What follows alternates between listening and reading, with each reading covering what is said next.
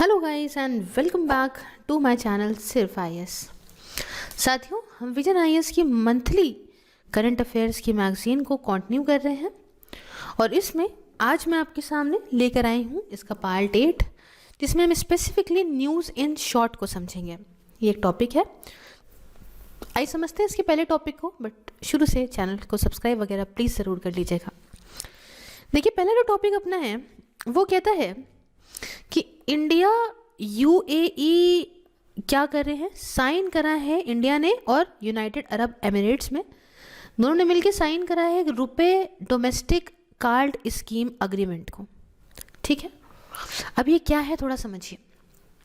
देखिए, NPCI international payment limited और AI एतिहाद payment ने साइन करा है स्ट्रैटेजिक पार्टनरशिप अग्रीमेंट को, ताकि इम्प्लीमेंट कर सके डीसीएस को यूएई में।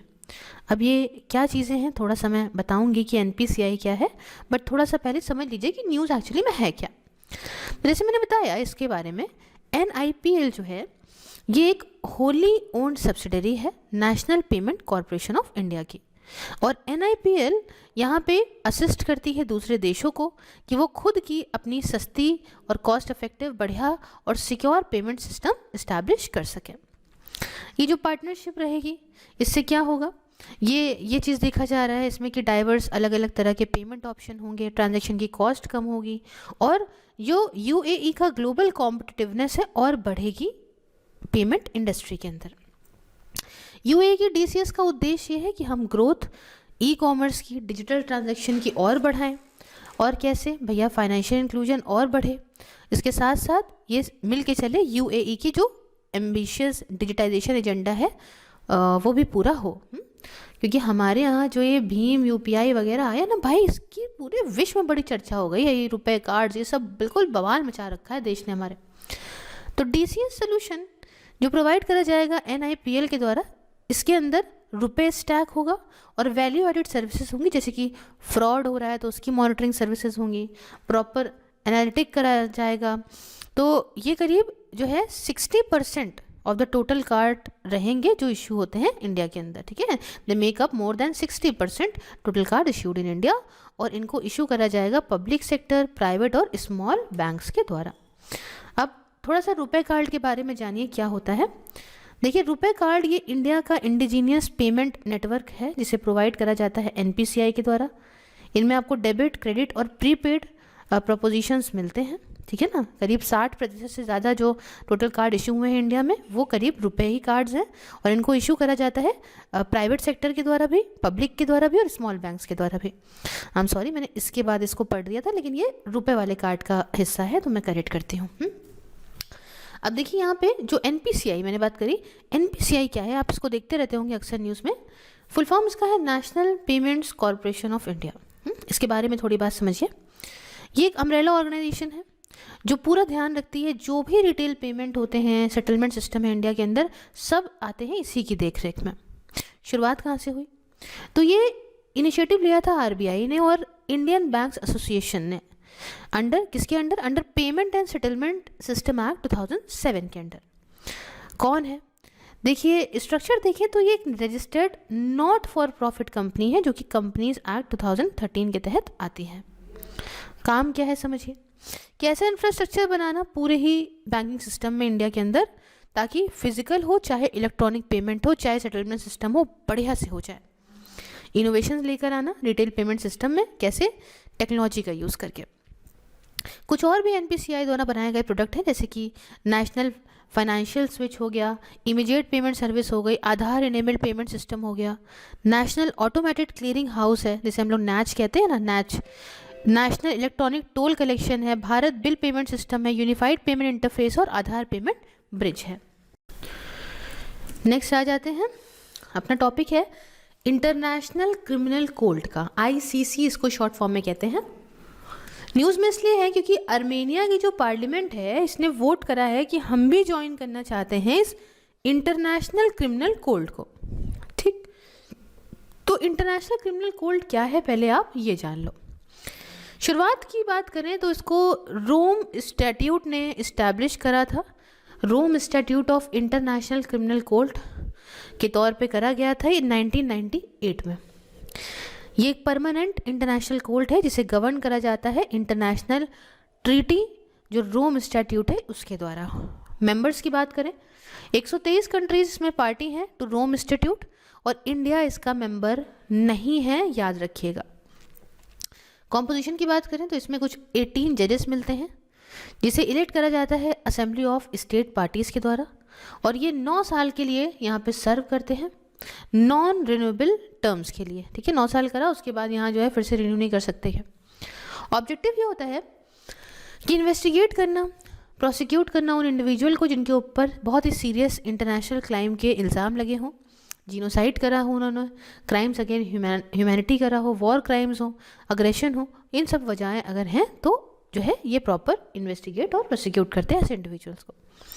कुछ और इन्फॉर्मेशन की बात करें तो इनके द्वारा दिए गए जजमेंट्स फाइनल होते हैं, उसको आप अपील नहीं कर सकते, बाइंडिंग होते हैं उन पार्टीज़ के ऊपर जो पार्टीज़ कंसर्न हैं और सिर्फ स्टेट्स ही एलिजिबल हैं कोर्ट के सामने अपीयर होने के लिए इन अ कंटेंशियस केस। ठीक, तो स्टेट सामने आएंगी, समझ गए, अगर जो भी केस होगा। अब आप कहेंगे कि मैम और कुछ भी है इसके बारे में, तो हम कहेंगे नहीं, बस इतना ही है। तो नेक्स्ट जो हमारा टॉपिक रहेगा वो रहेगा comprehensive nuclear test ban treaty, CTBT। खबर क्या है? खबर ये है कि रशिया ने ये साइन दिए, ये इंडिकेट करा कि अब हम भी CTBT को जो मैंने अपना रेटिफिकेशन दिया था वो हम ख़त्म कर देंगे, ऐसा लगा रशिया इंडिकेट कर रहा है इस बारे में। अब आप कहेंगे रेटिफिकेशन क्या होता है, मैं सब बताती हूँ, पहले बात समझ लीजिए क्या है। इसने ये कहा कि जो ये रेटिफिकेशन है nuclear weapons test ban treaty का, उससे हम इसलिए हटना चाहते हैं क्योंकि इससे क्या होगा, रशिया भी उसी जगह पे खड़ा हो जाएगा जहाँ पे US खड़ा है। रशिया भी US के साथ ही खड़ा होगा। क्यों? क्योंकि US ने भी साइन तो कर दी है इस ट्रीटी लेकिन रेटिफाइड नहीं करा है अभी तक इस पैक्ट को। ठीक, तो अब आप कहेंगे साइन कर दिया है, रेटिफाई नहीं करा है, जिनको नहीं पता है उनको बताऊं कि मतलब क्या होता है।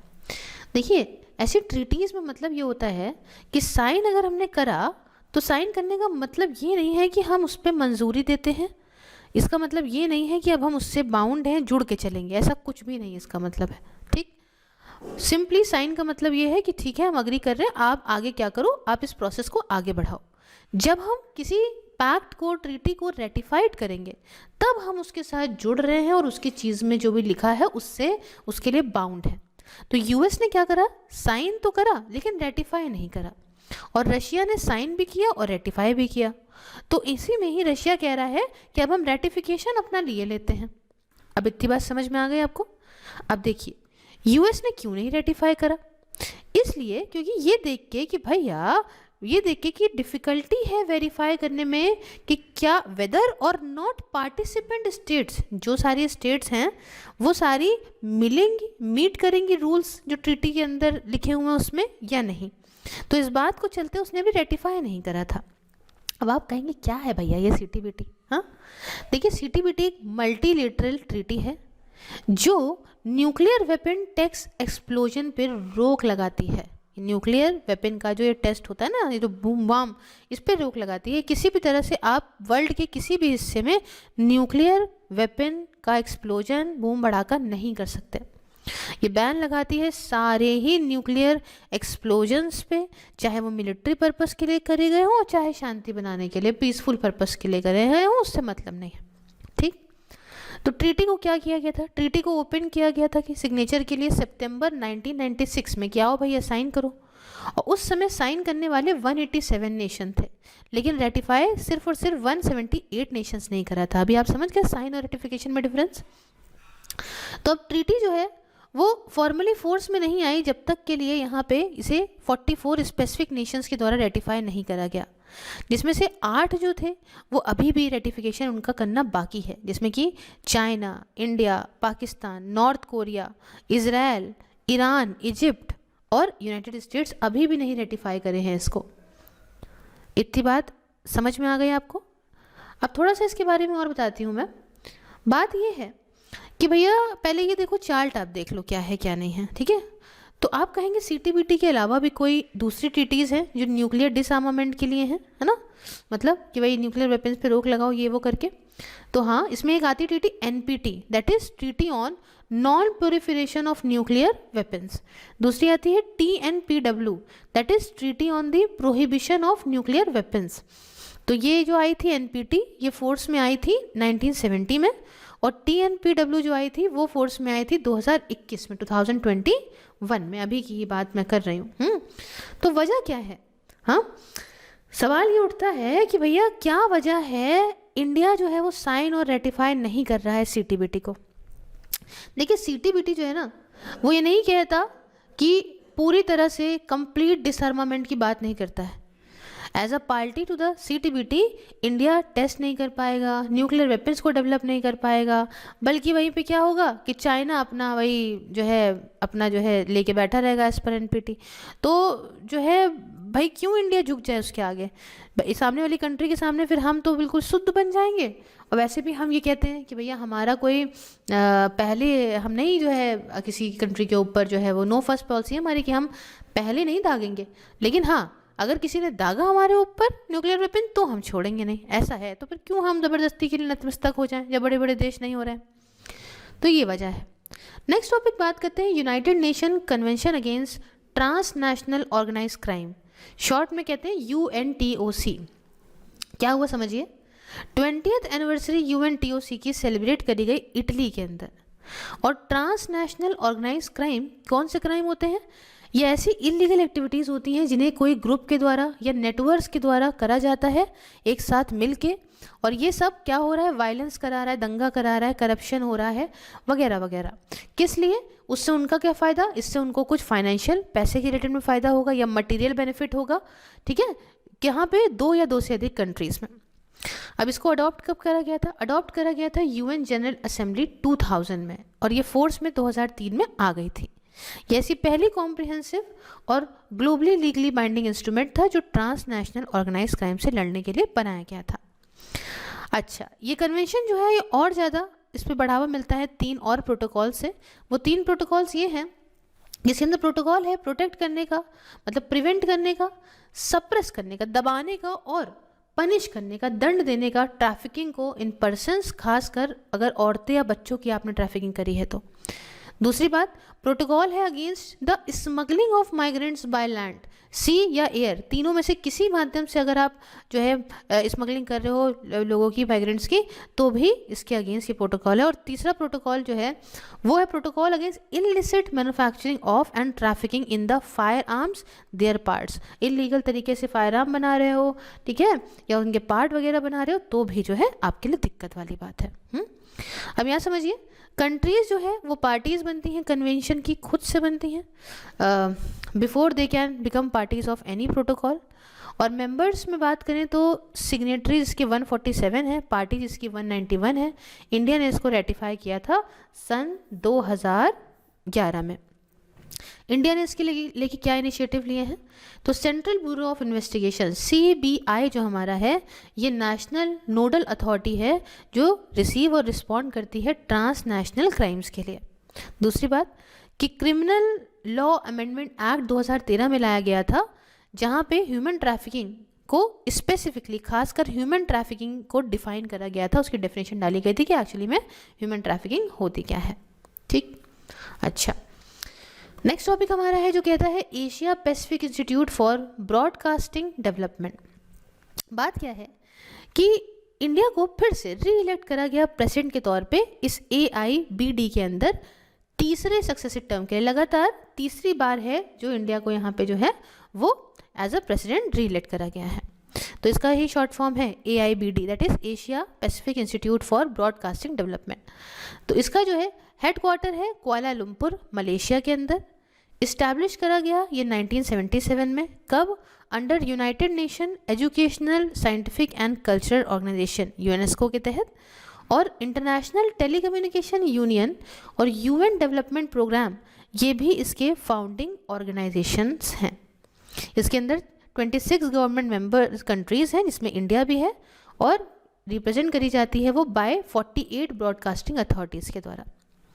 इसके अंदर ये भी है कि हमें वाइब्रेंट इलेक्ट्रॉनिक मीडिया एनवायरनमेंट लेकर आना है अपने रीजन के अंदर।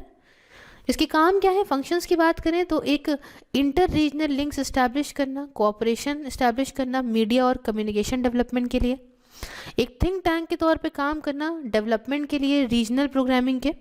तो ये सारी चीज़ें इसके अंदर आती हैं। नेक्स्ट टॉपिक साथियों हमारा है Indian ocean rim associations, IORA। हुआ क्या कि IORA की council of foreign ministers meeting हुई कोलंबो में। कोलंबो मतलब श्रीलंका में है ये। मीटिंग में क्या हुआ, मीटिंग में कहा कि भाई strengthening regional architecture, reinforcing Indian social identity, ये इस मीटिंग का थीम था। Colombo communique and IORA vision 2030 and beyond, इसको वहाँ पे अडॉप्ट करा गया। सऊदी अरेबिया को फॉर्मली वेलकम किया गया 11th डायलॉग पार्टनर के तौर पे, और IORA की चेयरमैनशिप को ट्रांसफ़र करा गया बांग्लादेश से। किसको दिया गया अब चेयरमैनशिप, श्रीलंका को 2023 से 25 तक के लिए। याद रखिएगा इसकी चेयरमैनशिप अब श्रीलंका के पास है। इंडिया को कब मिलेगी चेयरमैनशिप, इंडिया को इसकी चेयरमैनशिप 2025 से 27 तक मिलेगी। ठीक, तो ये हमने थोड़ी सी आपको इसकी कहानी बताई। अच्छा, और इसके बारे में थोड़ी बातें जान लीजिए। अब हम सबसे पहले आपको IORA क्या है उसके बारे में बताते हैं। तो ये एक इंटर गवर्नमेंटल ऑर्गेनाइजेशन है, 1997 में इस्टेब्लिश हुआ। ये इस विजन पे बेस्ड है जो नेल्सन मंडेला का हुआ करता था। उनकी सोच, उनकी विजन पे बेस्ड है।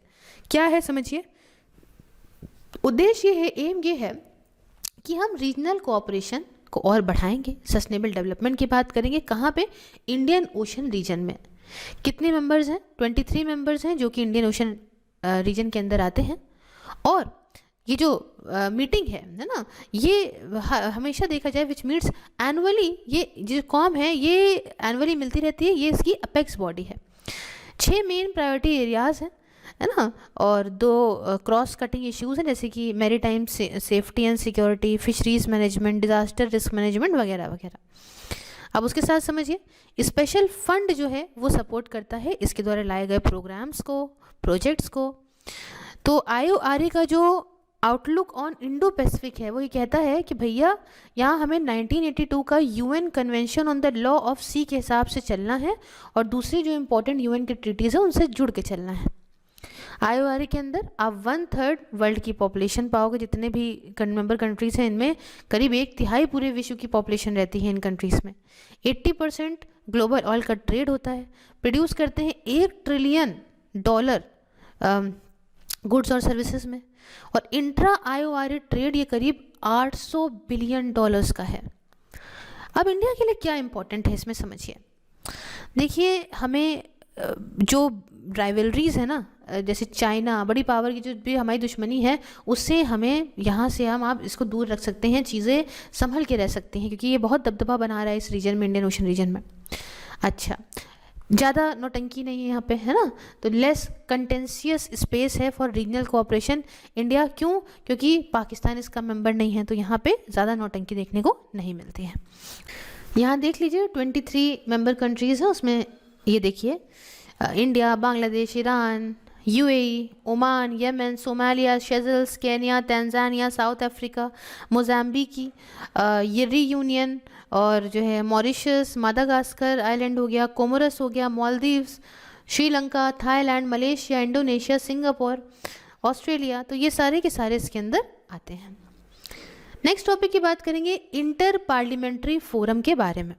हुआ क्या कि 9th P20 समिट को होस्ट करा जाएगा पार्लियामेंट ऑफ इंडिया के द्वारा in cooperation with the inter parliamentary forum in New Delhi. P20 summit ये हर साल होने वाली एक गैदरिंग है G20 पार्लियामेंट स्पीकर्स की, जो आपस में आते हैं और मिलके ग्लोबल जो इश्यूज़ हैं उनके बारे में डिस्कस करते हैं। कहाँ से शुरुआत हुई समझते हैं। इंटर पार्लियामेंट्री यूनियन की शुरुआत इस्टेब्लिश करा गया इसको 1889 में। एक छोटा सा ग्रुप था ये उस समय पार्लियामेंटेरियंस का। ये अब ग्लोबल ऑर्गेनाइजेशन है नेशनल पार्लियामेंट्स की, जो पार्लियामेंट्री डिप्लोमेसी को बरकरार करती है।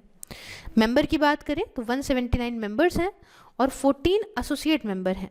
जी क्या इंडिया मेंबर है? जी हाँ बिल्कुल है। उद्देश्य इसका ये है कि हम पार्लियामेंट्री इकोसिस्टम बढ़िया बनाएंगे डेमोक्रेसी के लिए, हर एक के लिए एक अच्छी, इफेक्टिव, इंक्लूसिव, रेजिलिएंट और इनोवेटिव पार्लियामेंट्स को बना के तैयार करेंगे इन सारे देशों में। तो यहाँ पे न्यूज़ एंड शॉर्ट का टॉपिक दोस्तों ख़त्म होता है। नेक्स्ट लेक्चर में हम इकोनॉमी को लेकर आएंगे। कैसा लगा लेक्चर आप मुझे कमेंट बॉक्स में बता सकते हैं। जल्दी मिलती हूँ नेक्स्ट वीडियो में। जय हिंद, जय भारत।